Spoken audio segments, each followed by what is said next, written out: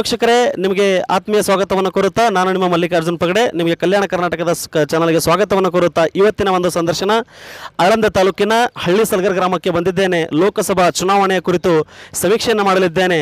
ಗ್ರಾಮಸ್ಥರೊಂದಿಗೆ ನಾನು ಮಾತನಾಡುತ್ತಿದ್ದೇನೆ. ಬನ್ನಿ ಅವರನ್ನು ಮಾತಾಡಿಸೋಣ. ನಮಸ್ಕಾರ ಸರ್. ನಮಸ್ಕಾರ ಸರ್. ಸಾಬ್ರೆ, ಈಗ 2019 ಎಲೆಕ್ಷನ್ ಅದಾವ್ರಿ, ಲೋಕಸಭಾ ಚುನಾವಣೆ ಅದಾವ. ಈ ಲೋಕಸಭಾ ಚುನಾವಣೆಗೆ ಒಂದು ಕಡೆ ಮೋದಿ ಅವರು ಅದಾರ, ಮತ್ತೊಂದು ಕಡೆ ಸಾಕಷ್ಟು ಪಕ್ಷಗಳು ಮಾಡ್ತಾ ಇದ್ದಾರೆ. ಪ್ರಧಾನಮಂತ್ರಿ ಪಟ್ಟಕ್ಕೆ ಸಾಕಷ್ಟು ಜನ ಪೈಪೋಟಿ ಕೊಡ್ತಾ ಇದ್ದಾರೆ. ಈಗ ಮತ್ತೆ 2019ಕ್ಕೆ ಯಾರು ಬರ್ಬೋದು ಅಂತೀರಿ? 2019 ಲೋಕಸಭಾ ಚುನಾವಣೆಯಲ್ಲಿ ಕಾಂಗ್ರೆಸ್ ಪಕ್ಷದ ರಾಹುಲ್ ಗಾಂಧಿ ಅವರೇ ಪ್ರಧಾನಮಂತ್ರಿ ಆದರೆ ನಮ್ಮ ಜನರಿಗೆಲ್ಲ ಒಳ್ಳೆ ಹಿತಕರವಾಗ್ತದೆ. ಅದೇ ರೀತಿ ಗುಲ್ಬರ್ಗ ಜಿಲ್ಲೆಯಲ್ಲಿ IAS ದವಾಖಾನೆ ಹಾಗೂ ವಿಮಾನ ನಿಲ್ದಾಣ, ಇನ್ನಿತರ ಹಾರ್ಟ್ ದವಾಖಾನೆ, ನಾನಾ ಥರ ಸರ್ಕಾರ ಅವರು ಕರ್ನಾಟಕ ಸರ್ಕಾರದಲ್ಲಿ ಮಾಡಿದ್ದಾರೆ.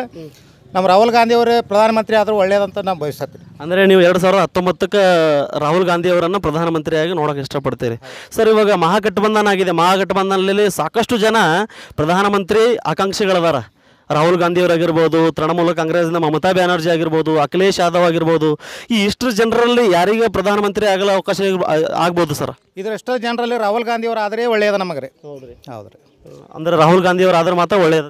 ಓಕೆ ಓಕೆ ಬರ್ತಾರೆ ಸಾಬ್ರ? ನಮ್ಮ ಮೋದಿ ನರೇಂದ್ರ ಮೋದಿ ಬರ್ತಾರೆ.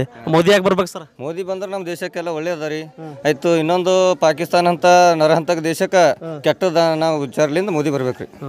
ಬರೀ ಈಗ ಪಾಕಿಸ್ತಾನಕ್ಕೆ ಬುದ್ಧಿ ಕೆಲಸದಲ್ಲಕ್ಕೆ ಮೋದಿ ಬರ್ಬೇಕಾ, ಏನು ಬೇರೆ ಬೇರೆ ಕೆಲಸಗಳಿಗೆ ನಮ್ಗೆ ಎಲ್ಲ ಕೆಲ್ಸಕ್ಕೆ ಬರ್ಬೇಕ್ರಿ? ನಮ್ಮ ಎಲ್ಲ ಕೆಲಸಗೂ ಮೋದಿ ಒಳ್ಳೇದೇ ಮಾಡ್ರ, ಒಳ್ಳೇದು ಮಾಡ್ತಾರೆ. ಇನ್ನೂ ಮುಂದೆ ಇನ್ನೂ ಒಂದು 15 ವರ್ಷ ದಿನ ನಮ್ಮ ಮೋದಿನೇ ಈ ದೇಶದ ಪ್ರಧಾನಿ ಆಗ್ಬೇಕಂತ ಕೇಳ್ಕೊತೀವಿ ಸರ್. ಈಗ ಮತ್ತೆ ಬೇರೆ ಪಕ್ಷದವ್ರು ಭೀ ಅವ್ರು ಹೇಳ್ತಾರೆ, ನಾವು ಭೀ ಒಳ್ಳೆ ಕೆಲಸಗಳು ಮಾಡ್ತೀವಿ, ರೈತರಿಗೆ ಸಾಲ ಮನ್ನಾ ಮಾಡ್ತೀವಿ, ನಮ್ಗೆ ಅಧಿಕಾರ ಕೊಟ್ಟಿರಪ್ಪ ಅಂದ್ರೆ ಎಲ್ಲಾ ದೇಶಕ್ಕೆ ಚಲೋ ಮಾಡ್ತೀವಿ ಅಂತ ಹೇಳತ್ತಾರ. ಮತ್ತೆ ಅವ್ರ ಮೇಲಿಗೂ ಭರೋಸಾ ಇಲ್ರಿ? ಇಲ್ಲ, ಅವ್ರ ಮೇಲೆ 70 ವರ್ಷ ರಾಜಕೀಯ ನೋಡಿದವ್ರು. ಅವ್ರದ್ದು ನಾವು ಎಲ್ಲ ಭರೋಸಾ ಭೀ ನೋಡಿದೆವು, ಎಲ್ಲ ಭೀ ನೋಡಿದೆವು. ಅವ್ರು ಏನು ಮಾಡೋಕ್ಕೆ ಸಾಧ್ಯ ಇಲ್ಲ. ಇದು ಮೋದಿಲಿಂದೇ ಸಾಧ್ಯ ಅದ. ಅವ್ರೇನು ಕಾಂಗ್ರೆಸ್ ಅವ್ರು ಮಾಡಲ್ಲ. ಅವ್ರು ಇದೇ ಆಶ್ವಾಸನೆ ಕೊಡ್ಕೋತೆ ಬಂದು ಬರೀ ಜಾತಿ ಜಗಳ ಹಚ್ಕೋತ ಕೂತಾರ ಖರೇದ. ಅವ್ರು ಏನು ಮಾಡಿಲ್ಲ, ಮಾಡೋದು ಇಲ್ಲ. ಅವರು ನಮ್ಮ ನರೇಂದ್ರ ಮೋದಿ ಬಂದ್ರೆ ಮಾತ್ರ ನಮ್ಮ ದೇಶ ಒಳ್ಳೇದಾಗ್ತದೆ ಅನ್ನೋದು ನಮ್ಮ ವಿಚಾರ. ಅಂದ್ರೆ ಮತ್ತೊಂದು ಸರ್ತಿ ಮೋದಿನೇ ಬರ್ಬೇಕಂತ ಹೇಳ್ತಾರೆ. ಮತ್ತೊಂದು ಸಲ ಮೋದಿನೇ ಬರ್ಬೇಕ್ರಿ. ಮತ್ತೆ 5 ವರ್ಷದಾಗ ಈಗ ಜನರಿಗಾಗಿ ಸಾರ್ವಜನಿಕರಾಗಿ ಒಳ್ಳೆ ಕೆಲಸಗಳು ಆಗ್ಯಾವ ಆಗಿಲ್ಲತ್ತೀರಿ ಬಿಜೆಪಿ ಸರ್ಕಾರದಿಂದ? ಬಿಜೆಪಿ ಸರ್ಕಾರದಿಂದ ಭಾಳ ಒಳ್ಳೆ ಕೆಲಸ ಆಗ್ಯಾವ. ಜನಧನ ಯೋಜನೆ ಆಯಿತು, ನಮ್ಮ ಪ್ರಧಾನಮಂತ್ರಿ ಫಸಲು ಯೋಜನೆ ಆಯಿತು, ರೈತರಿಗೆ ಒಳ್ಳೇದಾಗ್ಯದ. ಆಯಿತು, ಇನ್ನೊಂದು ನಮ್ಗೆ ಹೆಣ್ಣು ಮಕ್ಕಳಿಗೆ ಕೂಡ ಒಳ್ಳೇದಾಗ್ಯದ. ಆಯಿತು, ಡೆಲಿವರಿ ಟೈಮ್ನಾಗ ಇದು ಹೆಣ್ಮಕ್ಳು ಇದು ಪ್ರೆಗ್ನೆಂಟ್ ಇದ್ರಂದ್ರೆ ಅವ್ರಿಗೂ 6,000 ಪ್ರೋತ್ಸಾಹನ ಕೊಡುತ್ತಾರೆ. ಎಲ್ಲ ರೀತಿಯಿಂದ ಒಳ್ಳೆ ಮಾಡುತ್ತಾರೆ.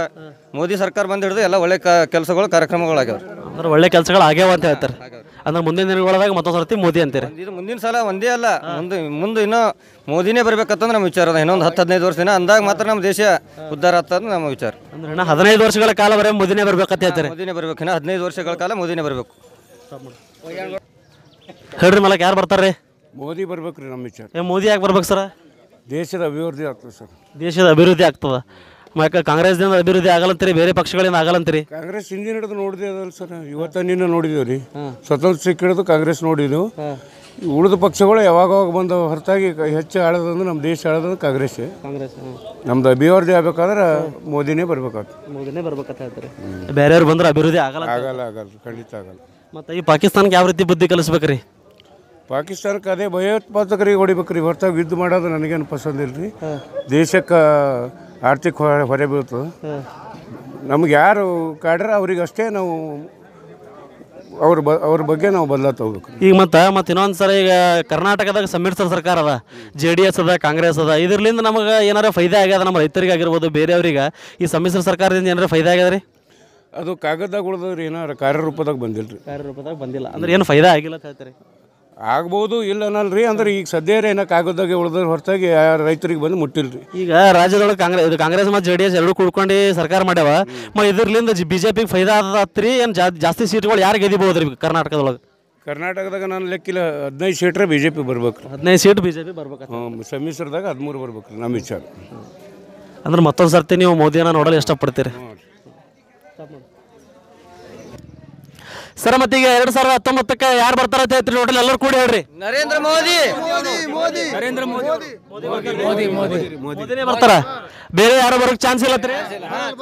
ಯಾರು ಬರಲ್ಲ. ಭಾರತ್ ಮಾತಾ ಕೀ, ಭಾರತ್ ಮಾತಾ ಕೀ. ನೋಡಿದ್ರಲ್ಲ ವೀಕ್ಷಕರೇ, ಇಲ್ಲಿ ತನಕ ಒಂದು ಸಂದರ್ಶನವನ್ನು ತಗೊಂಡೆ. ಯಾವ ರೀತಿಯಾಗಿ ಜನರ ಪ್ರತಿಕ್ರಿಯೆಯನ್ನ ನಾವು ನೋಡಿದ್ದೀವಿ ಅಂತ ಮುಂದಿನ ದಿನಗಳಲ್ಲಿ ಕಾದು ನೋಡೋಣ. ನಮಸ್ಕಾರವನ್ನು ಹೇಳುತ್ತಾ ಇಲ್ಲಿಗೆ ಸಂದರ್ಶನ ಮುಗಿಸ್ತೇನೆ.